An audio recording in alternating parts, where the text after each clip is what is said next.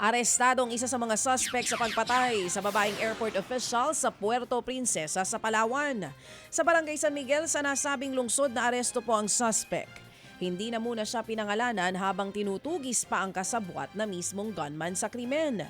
January 19 ang pagbabarili ng airport official na si Joanna Infante. Naglalakad lamang si Infante noon para magsimba dahil nga Ash Wednesday. Iniimbestigahan pa rin ang motibo sa krimen. Sa Consolacion, Cebu mga kapatid, sa pool sa CCTV ang isang bata na nanloob sa isang laundry shop.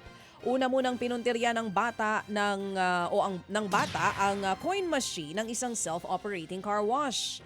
Bigo siyang makakuha ng pera kaya lumipat sa katabing laundry shop. Dito naman makikita ang paglapit ng bata sa kahera kung saan nakapanglimas po ito ng alahas. Hindi pa nga nakontento, pumasok din siya sa kabilang silid at binuksan ang ref. Wala naman siyang kinuha dyan at umalis na nga. Nadiskubre na dati nang nagnakaw ang bata ng 800 pisong kita ng car wash. Natuntun po ang bata pero hindi na raw nagsampa ng reklamo ang mga nanakawan.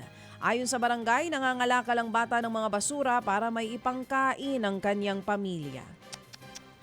Inilapit na rin po ng news team sa Municipal Social Welfare Office ang sitwasyon ng bata at kanyang pamilya para malaman kung anong intervention at tulong ang pwedeng maibigay sa bata.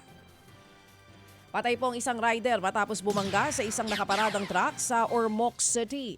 Nasira ang likurang bahagi ng truck habang wasak naman po ang motorsiklo. Base sa investigasyon, papauwi na raw si Bridge galing sa birthday party ng kanyang kaibigan ng madisgrasya ito. Walang helmet at nakainom din daw. Nagtabo po ng matinding sugat sa kanyang katawan at ulo ang rider. Dinala pa ito sa ospital pero naideklara ring dead on arrival. Nakipag-areglo na ang may-ari ng truck at ang pamilya ng biktima. Mga kapatid, brothers and sisters, saan ka pa? Dito na tayo sa totoo. Dito na tayo sa True FM. Mga kapatid, mag-subscribe and follow po kayo sa social media accounts ng True Network PH. Yan po kami, hanapin nyo lang True Network PH, Facebook, Instagram, YouTube, TikTok, and podcast. Mapa Apple or Spotify man yan, mahahanap nyo kami. Lahat ng mga napapanood at napapakinggan nyo po sa programa, nasa social media accounts namin yan. So paano mga kapatid? See you sa social media!